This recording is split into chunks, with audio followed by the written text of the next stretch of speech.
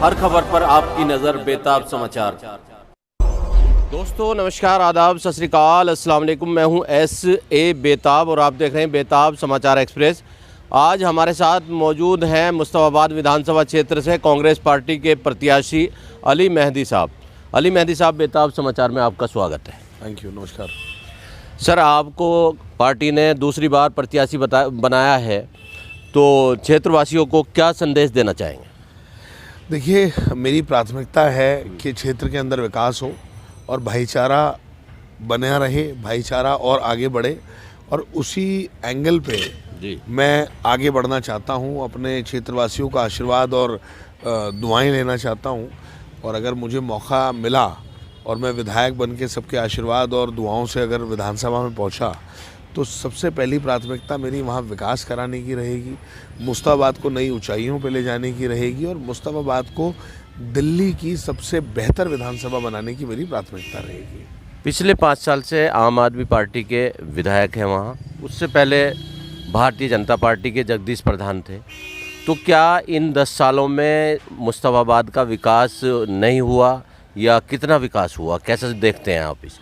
देखिए, ये तो जग जाहिर है बेताब साहब, आप क्योंकि बहुत आपका चैनल जो है वो बहुत ही ज़मीनी स्तर से चीज़ों को कवर करता है, बेहतर जानते हैं इस बात को कि मुस्तफाबाद 10 साल से जो बर्बाद हुआ है वो आज तक संभला नहीं है। हसन अहमद साहब के समय में कांग्रेस पार्टी, शीला दीक्षित जी के टाइम में जो काम हो गए, उसकी आज रिपेयरिंग भी ये लोग नहीं करा पाए, और भाजपा और आम आदमी पार्टी ने सामूहिक तौर पे षड्यंत्र के तहत मिलकर पूरे मुस्तफाबाद को बर्बाद कर दिया। मुझे नहीं पता मुस्तफाबाद विधानसभा से आम पार्टी और भाजपा को क्या नफरत है, ये तो वही बता पाएंगे, लेकिन दोहरा व्यवहार मुस्तफाबाद विधानसभा के लिए रहता है, और मुझे ऐसा लगता है कि जनता इस बात को समझ चुकी है और जनता जवाब देने के लिए तैयार बैठी है।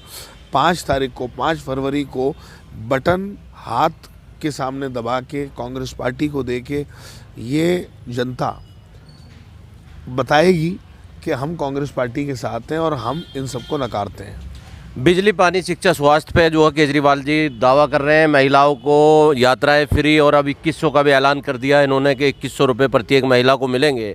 तो जो इस तरह की जो रेवड़ी कहा जाता है जिसको, तो ये रेवड़ी बांटने वाली मुहिम जो भाजपा भी कह रही है कि वो हम कुछ देने जा रहे हैं, या कांग्रेस की तरफ से भी 2500 का ऐलान हुआ है, तो इसे जो एक तरह से ये नई परंपरा शुरू हो रही है, इस पर क्या कहना चाहिए? देखिए, नई परंपरा का मसला नहीं है, जहाँ तक सवाल है रेवड़ी की बात करने का, ये लफ्ज़ आम आदमी पार्टी का बड़ा घिनौना और गंदा लफ्ज़ है। वो आम आदमी पार्टी के मुखिया अरविंद केजरीवाल जी पूरे दिल्ली की जनता को पता नहीं क्या समझते हैं, मुझे तो आज तक समझ में नहीं आया। खुद शीश महल में रहते हैं, खुद आलीशान बंगलों में रहते हैं, आलीशान गाड़ियों में घूमते हैं, और दिल्ली की जनता को कहते हैं कि मैं रेवड़ी पे चर्चा कर रहा हूँ। अरे भैया, आप हमें क्या समझ रहे हैं? आप हमें बेइज्जत कर रहे हैं? तो आप क्या दे रहे हो? अपने घर से दे रहे हो? भाई, ये सरकार की पॉलिसीज़ होती हैं, देनी चाहिए, सरकार को सुविधा देनी चाहिए। दिल्ली देश की राजधानी और यहाँ का बजट स्पेशल होता है, तो अरविंद केजरीवाल जी अगर दे रहे हैं तो किसी पे एहसान नहीं कर रहे हैं, बल्कि कम दे रहे हैं। आज बिजली का आप देखिए सरचार्ज कितने लग कर आ रहे हैं। 200 यूनिट अगर बिजली फ्री की बात होती है, 201 हो जाती है, तो ये पूरा का पूरा बिल लगता है, और वो कितना ज़्यादा बढ़ के लगता है। कांग्रेस पार्टी ने ये वादा किया है कि 300 यूनिट बिजली हम फ्री देंगे, और 300 से ऊपर जो भी होगा उसका उतना ही बिल रख के आएगा। 300 तो बिजली फ्री है ही। केजरीवाल साहब जो है एक के साथ एक फ्री की योजना चलाते हैं। उन्होंने शराब जो है एक के साथ एक बोतल फ्री दी। मरकज़ पे जब मरीजों की कोरोना के टाइम आती थी, मरकज़ के मरीजों का अलग से ब्यौरा आता था। और जिस तरह की जो ये पहली बार देखा हमने अपनी पत्रकारिता जीवन में कि इस तरह से किसी एक संस्थान का, इस तरह के किसी एक धार्मिक उसको, मतलब एक सरकार इस तरह से प्रचारित कर रही हो, और कोरोना के टाइम पे, इस पे क्या कहना चाहेंगे? देखिए, मैं तो सबसे पहले लड़ाई ही इस चीज़ की मैंने लड़ी थी। मुझे तो हाउस अरेस्ट भी कर लिया गया था जब मैंने कहा था कि मैं मरकज़ को खुलवाने के लिए जा रहा हूँ, जुमे की नमाज़ वहीं पढ़ूंगा। मुझे और मेरे फादर साहब को हाउस अरेस्ट किया था, 6 घंटे घर में बिठा के रखा था।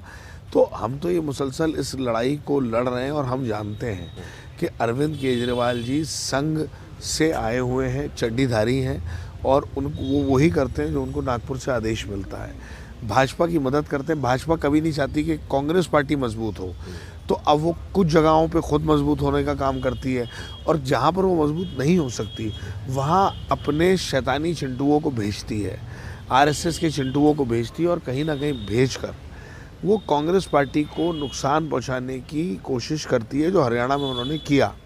और दिल्ली के अंदर आप देखिए, जब भाजपा नहीं हरा पा रही थी कांग्रेस को, तो एक अपनी ही एक विंग बना के उनको भ्रष्टाचार का नाम दे के कि हम भ्रष्टाचार विरोधी हैं और भ्रष्टाचार जो कर रहे हैं उनको हम जेल में डालेंगे।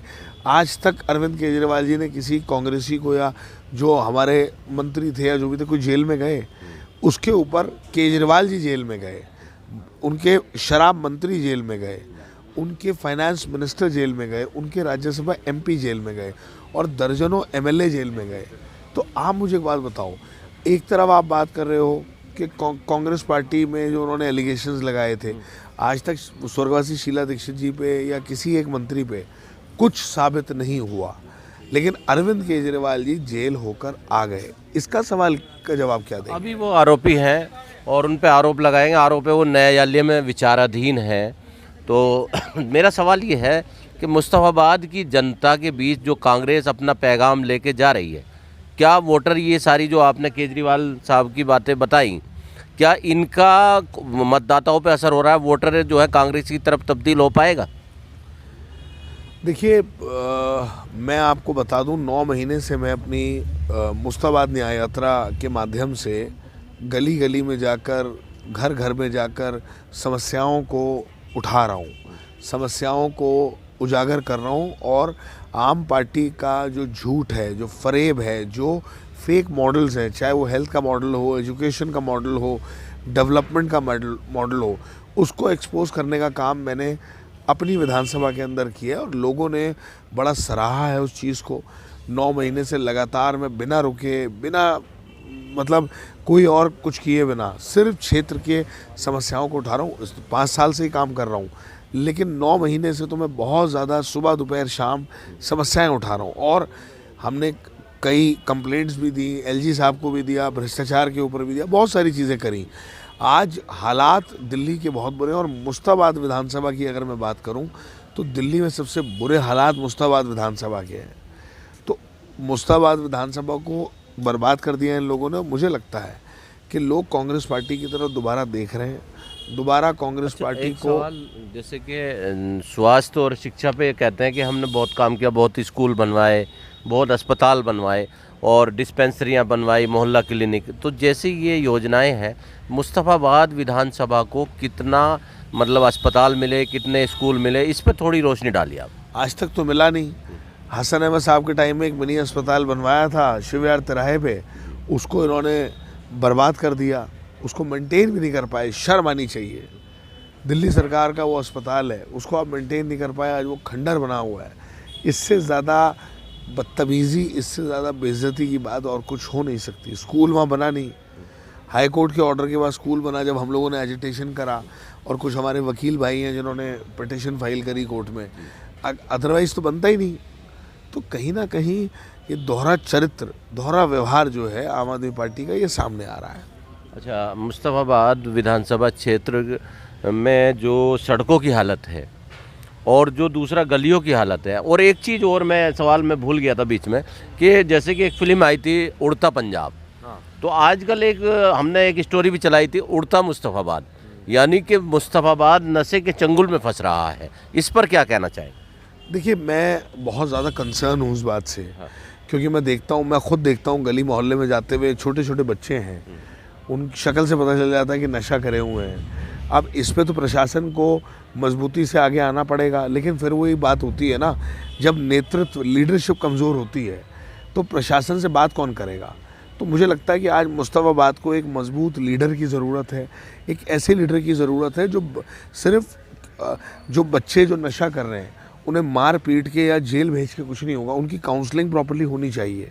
उसके लिए कैंप्स भी लगने चाहिए, उसके लिए कुछ डॉक्टर्स हों या कुछ साइकोलॉजिस्ट हों, उनको बुला के उनके परिवार वालों के साथ कम से कम बिठाना चाहिए। और अगर मुझे मौका मिलता है तो मैं ये चीज़ मुस्ताबाद के अंदर ज़रूर करूँगा। हमारे बच्चे हैं, वो हमारे क्षेत्र के लोग हैं, भटके हुए हैं, बस उनको सही रास्ते पे लाने की ज़रूरत है, लेकिन ये एक बहुत बड़ा कंसर्न है। अच्छा सर, आखिर में मुस्ताबाद क्षेत्र के मतदाताओं को क्या पैगाम देना चाहेंगे आप? देखिए, मैं मुस्ताबाद क्षेत्र के अपने क्षेत्रवासियों को ये कहना चाहता हूँ कि अब आप इस वक्त सिर्फ क्षेत्र के विकास को देखिए।